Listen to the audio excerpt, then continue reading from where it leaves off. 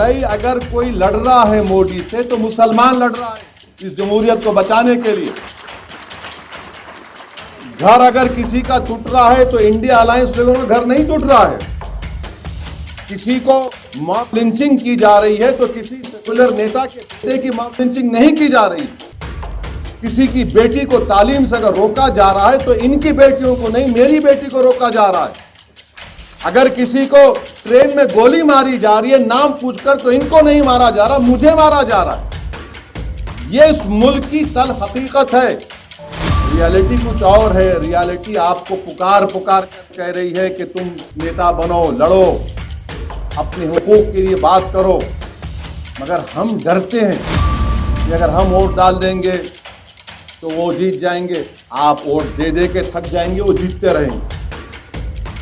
आप मेरी बात समझो, मेरी बात को आप सोचिए कि मैं क्या करने वाला हूं। आप अगर आपको नफरत है सऊदीन ओवैसी से, ईटी बशीर साहब से, बदरुद्दीन भाई, तो आप आइए, मैं पीछे आपके काम करने तैयार हूं, या खुद करिए, मगर कुछ तो करिए। अगर आप नहीं करेंगे और बोलेंगे भाई साहब कोई आसमान से फरिश्ते आने वाले नहीं है, ना कोई जमीन से निकल कर आने वाला है, आपको ही करना है। अगर आप चाहते हैं कि आपके मुकद्दर के फैसले आपकी मर्जी के मुताबिक हों तो फिर सियासत में हिस्सा लीजिए। अगर आप सियासत नहीं करेंगे तो कोई और सियासत करेगा आपसे। सियासत में हिस्सा लीजिए, लड़िए इलेक्शन, डरिए मत। जिंदगी में, इस दुनिया में अगर हार मिलती है तो कोई परवाह नहीं, उस दिन की हार से बचिए उस दिन अल्लाह सबका हिसाब किताब करेगा।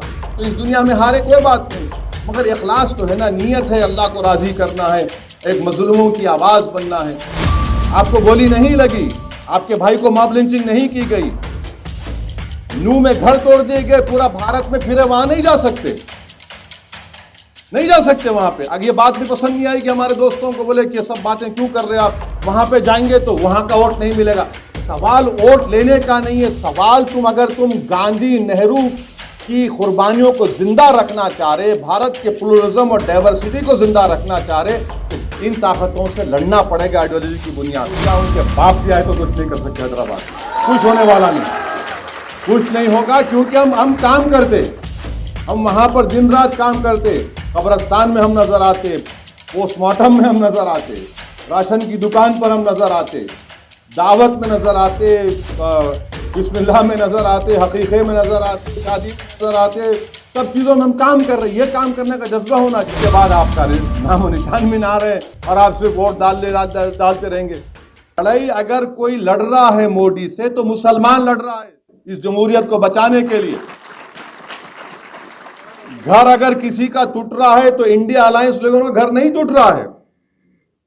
किसी को मॉब लिंचिंग की जा रही है तो किसी सेकुलर नेता के बेटे की मॉब लिंचिंग नहीं की जा रही है। किसी की बेटी को तालीम से अगर रोका जा रहा है तो इनकी बेटियों को नहीं, मेरी बेटी को रोका जा रहा है। अगर किसी को ट्रेन में गोली मारी जा रही है नाम पूछकर तो इनको नहीं मारा जा रहा, मुझे मारा जा रहा है। यह इस मुल्क की तल हकीकत है। अगर आप यही समझ रहेंगे, मुशायरे में बैठते जाके वो सेकुलरिज्म के बारे में शायर बोला, आपका दिल बड़ा खुश हो जाता भाई साहब, मगर रियलिटी क्या है? रियलिटी कुछ और है। रियलिटी आपको पुकार पुकार कर कह रही है कि तुम नेता बनो, लड़ो, अपने हुकूक के लिए बात करो, मगर हम डरते हैं कि अगर हम वोट डाल देंगे तो वो जीत जाएंगे। आप वोट दे दे के थक जाएंगे, वो जीतते रहेंगे। आप मेरी बात समझो, मेरी बात को आप यकीनन बीजेपी को हराना है, मगर आप अच्छा, सियासत में एक पॉलिटिकल बार्गेनिंग होती है। पॉलिटिकल बार्गेनिंग आप क्या कर रहे हैं मुसलमान? आप हर समाज को ले लीजिए, चाहे यादव हो, कुर्मी हो, कुशवाहा हो, ठाकुर हो, ब्राह्मण हो, जितने समाज हैं उनमें इतना सियासी शऊर है कि पॉलिटिकल बार्गेनिंग करते हैं अपनी समाज के लिए। हम क्या करते? नहीं, बस हमको बचा लो, आप हमारे घर को बचा लो, हमारी मस्जिद को बचा लो। अरे फिर जिंदा रहने का मकसद क्या है बताओ? फिर आज आप कितने साल जिएंगे? 60 साल, 70 साल, उसके बाद सब बीमार के लिए। आप उसके बारे में सोचिए। अब अहम बात और एक बात, जब 2009 में जब डिलिमिटेशन कमीशन बना, कुलदीप सिंह साहब का कमीशन बना था डिलिमिटेशन का, तो 2009 में, हाँ 2000 डिलिमिट 2009 ना सर 2008, तो हाँ, तो उस डिलिमिटेशन कमीशन के पास जब मैं गया था उनसे, जस्टिस साहब से मिलने के लिए, तो वो हम जाकर बैठे, पूरा प्रेजेंटेशन दी हैदराबाद का, उसके पैरामीटर्स थे। तो उन्होंने मुझसे, जब प्रेजेंटेशन हो गया तो उन्होंने सबको बाहर जाकर मुझसे बोले कि ओवैसी साहब एक बात बताइए कि आप और मुस्लिम लीग वाले आए हैं खाली उस पैरामीटर्स को बुनियाद बनाकर केरला और हैदराबाद की पार्लियामेंट कॉन्स्टिट्यूंसी बताने के लिए, आपके समाज के लोग क्यों नहीं आते? ये खाली बयान देते हैं, लोग स्टेटमेंट देते हैं कि मुसलमान के कॉन्स्टिट्यूंसी रिजर्व करते हैं। आप जाके दीजिए ना, आपको मालूम ज़्यादा लोग नहीं गए मुसलमानों से, हम काम ही नहीं किए, तो क्या करेगा कमीशन वो? अब दूसरा देख लीजिए, आसाम की बात बदरुद्दीन भाई नहीं बोले। आर्टिकल 170 के तहत यह कहा जाता है कि जब असेंबली की या किसी पार्लियामेंट की कॉन्स्टिट्यूंसी का डिलिमिटेशन होगा तो वो पॉपुलेशन की बुनियाद पर होगा। मगर आसाम में ऐसा डिलिमिटेशन करवाया गया कि 11 मुसलमानों की सीटें कम कर दी गई असेंबली की, 11 डिलिबरेटली। अब अल्लाह को मालूम कि कोर्ट में जब जाएंगे तो कोर्ट से क्या होगा, कैसे होगा। कश्मीर में जाइए आप, कश्मीर में जो डिलिमिटेशन किया गया, जम्मू में सीटें बढ़ गई, कश्मीर में कम, जो कश्मीर में बढ़ना था जम्मू में बढ़ा दी गई। इसके भी हम ताल्लुक से हमको देखना है। चौथी बात यह है कि चुनाव जब लड़ते हैं तो यकीनन आज के माहौल में पैसों की जरूरत पड़ती है, इसका भी हमको इंतजाम करना पड़ेगा। सिर्फ तकरीर पर आकर सुन के कोई वाह वाह जिंदाबाद नारा तकबीर हो, उससे नहीं होता है। ऑर्गेनाइजेशन आपको बनाना पड़ेगा और ऑर्गेनाइजेशन पे आपको काम करना पड़ेगा। तो ये बहुत सी चीजें हैं। अगर आपके पास एक सियासी आवाज, जैसा आसाम में एक एक्सपेरिमेंट बदरुद्दीन भाई ने किया, सही कहा उन्होंने, उनको सियासत का कोई तजुर्बा नहीं था। जब वो पहली मर्तबा जीत कर आया और जमीयत के दफ्तर में मेरी उनसे मुलाकात हुई थी 2005 या 6 में, मैं बड़ा खुश हुआ देख के कि भाई एक मौलाना आलिम दीन, उन्होंने ये काम कर दिया। वरना हमारे पास क्या रहे भाई, मौलाना है वो हमारी बात नहीं समझे। मेरे प्रैक्टिकल मौलाना है ये, मौलाना को गर्मी और नरमी और वो सब मालूम इनको। और आसाम में रहना आसान बात नहीं है। फिर इंडियन मुस्लिम लीग की मुसलसल कामयाबी आसान बात नहीं है। पिछले 60-65 साल से इंडियन मुस्लिम लीग कामयाब होना ये आसान काम नहीं है। और वहां पर एक पॉलिटिकल आइडेंटिटी को पैदा कर देना, तो ये काम हो सकता है, ये काम हो सकता है, बशर्ते कि आप ये काम करने का ठान लें। देखिए, किसी को बुलाकर भाई मैं 2 बच्चों को तालीम दिला देता हूं, आसान काम है। किसी को कहना कि भाई मैं एम्बुलेंस दिला देता हूं। मैं आपसे कह रहा हूं कि कौम का मुस्तकबिल तैयार करो आप। जब तक भारत में आपकी पॉलिटिकल वॉइस नहीं रहेगी, रिप्रेजेंटेशन नहीं रहेगा, आपसे इंसाफ नहीं होगा, आपसे इंसाफ नहीं होगा। मेरी बात सुनिए, अगर कल सरकार बदल भी जाती है इंशाअल्लाह, हम भी उम्मीद करते हैं, मगर आपसे इंसाफ कौन करेगा? आप ये उम्मीद करेंगे, लोग करेंगे? हमारे हैदराबाद में कहावत है कि जब तक बच्चा नहीं रोता मां उसको दूध नहीं पिलाती। तो हम लोग क्या करते हैं, हम लोग सिर्फ दुआ करते हैं, बस दुआ करिए मौलाना के इस इलेक्शन में ये तमाम बातिल ताकतें बर्बाद हो जाएं। हम लोग जोर से आमीन बोलते हैं। फिर वहां दुआ करते हैं, या अल्लाह इस इलेक्शन में इनको आपस में टकरा दे, आमीन, हो गया। मेरे भाई, रसूल अल्लाह सल्लल्लाहु अलैहि वसल्लम मिंबर और मेहराब से उतरकर मैदान कारसाज में अपना दंदान मुबारक को शहीद कराए थे। सिर्फ दुआओं पर इक्तफा नहीं कि अमली मैदान में आए थे। अब आपको भी सोचना है कि आप क्या करेंगे। क्या सिर्फ आप सुनते रहेंगे, किताब पढ़ेंगे? अरे भाई, इस आदमी ने नहीं मालूम कितनी रातें अपनी खराब की, कितना सुकून अपना बर्बाद किया किताब लिखने के लिए।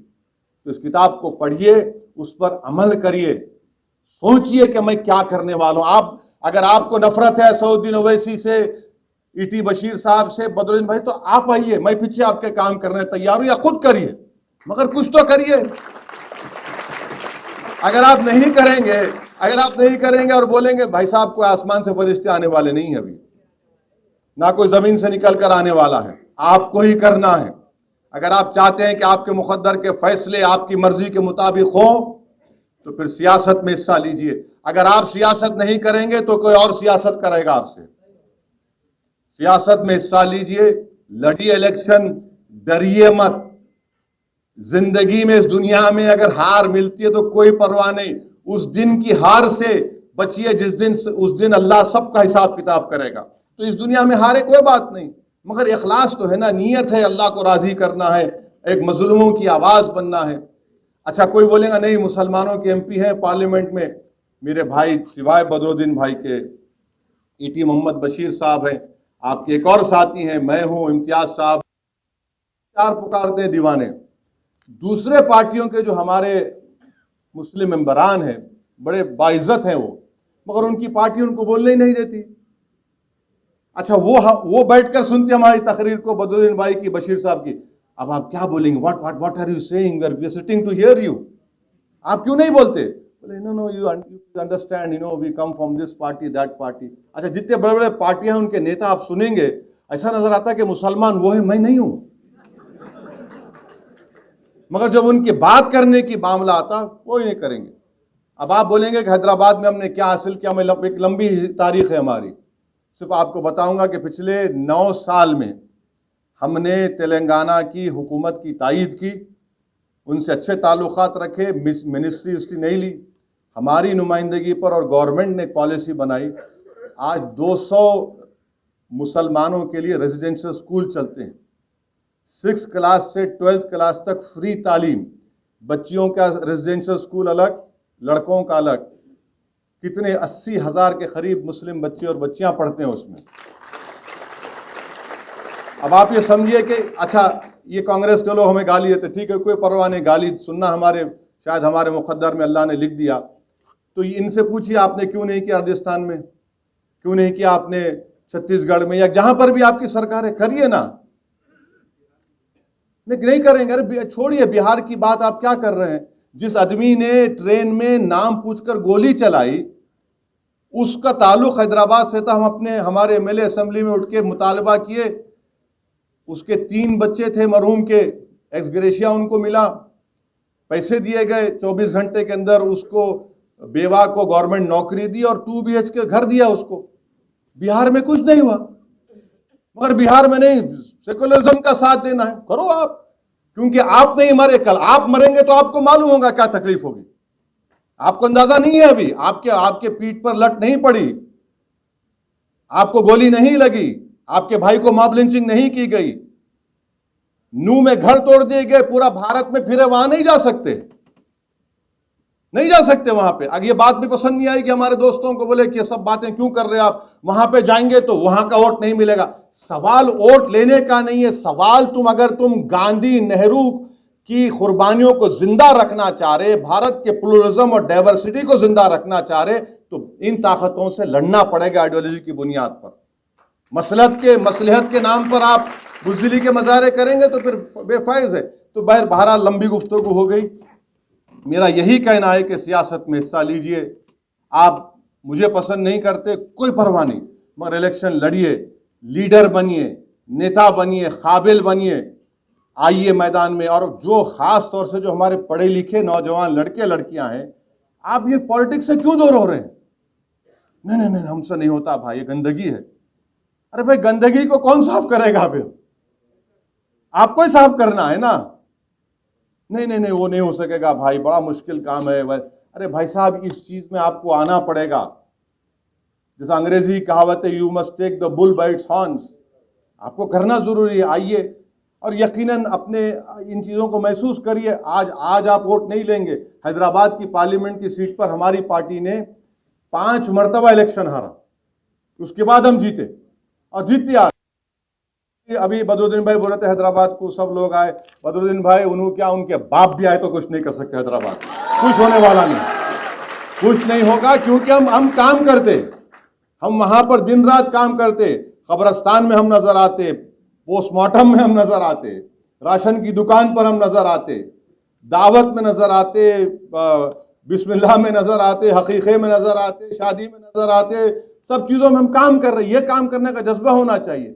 इलेक्शन जीतना आसान है, मगर जीतने के बाद जो जिम्मेदारी बढ़ती है उससे ज्यादा होती है। तो ये भी एक है। बहरहाल ये चीजें हैं। मैं रहमान साहब को मुबारकबाद देता हूँ कि आपने एक बेहतरीन किताब लिखी और अल्लाह से दुआ है कि आप लोग इस किताब को पढ़ें, इसको ख़रीदें और ख़रीद के सिर्फ रख ना दें। अरे देखो पढ़ो उसको, आप दिन में 4-5 सफ़े पढ़िए, देखिए, महसूस करिए कि किस सिस्टमेटिक तरीके से आप लोगों को, मुसलमानों को बर्बाद किया गया है। याद रखिए, बाबा साहब अम्बेडकर ने कहा था कि जब तक आप सियासत में हिस्सा नहीं लेंगे, वो तरक्की के दरवाज़ों के ताले नहीं खुलते। वो खुलते कब हैं? जब आपके पास आवाज़ होगी। और बाबा साहब अम्बेडकर ने यह भी बात कही थी, किसी ने उनसे पूछा, अरे वो रिजर्वेशन दलितों को मिल चुका है, इतने 80-90 MP जीत जाते हैं। तो बाबा साहब ने कहा कि हाँ, वो जीतते ज़रूर हैं, वो अपना मुंह उस वक्त खोलते जब उनको अंगड़ाई लेना। तो आप देखिए, इन बातों पर गौर करिए और मुझे यकीन है कि शायद हमारी और बशीर साहब की बातचीत से, बदरुद्दीन भाई की बातचीत से आपको कोई एक उम्मीद और हौसला मिला होगा। हमारा मकसद एक ही है भाई, हमारी ज़िंदगियों का कोई भरोसा नहीं है, कोई आप किसी का भी नहीं, मगर कम से कम इस मौके को गनीमत समझिए। यकीनन हालात ख़राब है, मैं इससे इनकार नहीं कर रहा हूँ। इस मुल्क में फ़िरका परस्ती अपने उरूज पर है, चाहे इससे पहले कभी नहीं थी, मगर यही तो मौका है लड़ने का, यही तो मौका है जद्दोजहद करने का। आसान दिनों में तो सब काम करते, मगर मेरे भाई, जब नमरूद की आग आसमान को छू रही है और फिरौन का गुरूर अपने उरूज पर है, तभी तो आपको मज़ाहरे करना पड़ेगा। आज ही आपको मज़ाहरे करना पड़ेगा, ताकि आप और हम जब इस दुनिया से चले जाएंगे तो लोग कम से कम बोलेंगे, भाई ये लोग पीछे नहीं हटे, ये अपनी बात पर अटल थे, कायम थे। तो आइए, अपनी सियासत में हिस्सा लीजिए। हाँ, अगर आप किसी और पार्टी में भी जाकर लीडर बनते, बनिए, मगर लड़िए। उस पार्टी में जाकर दरी मत बिछाइए, उस पार्टी में जाकर सिर्फ इफ्तार की दावत मत करिए, उस पार्टी की दावत में जाकर सिर्फ दरगाहों पर चादर मत पेश कीजिए। उस पार्टी में जाइए तो अपनी नेता बनिए, अपनी इज्जत को बरकरार रखिए और बैठकर अपनी बात को करिए। ये आपको करना पड़ेगा, अगर आप नहीं करेंगे तो फिर आपको ही रोना पड़ेगा। ऐसे ही किताबें और लिखती जाएंगे तो शायद 10-5 साल के बाद एक और किताब आएगी। इकबाल अंसारी साहब ने किताब लिखी थी, 2004 में आई थी, आप उसका पार्ट 2 लिखें, शायद पार्ट 3 लिख देंगे।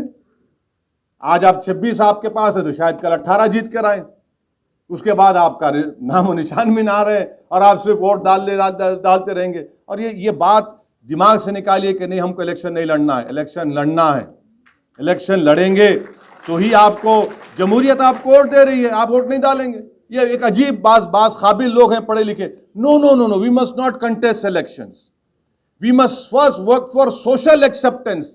अरे भाई, सोशल एक्सेप्टेंस 75 साल में नहीं हुआ तो क्या और 50 साल में होगा?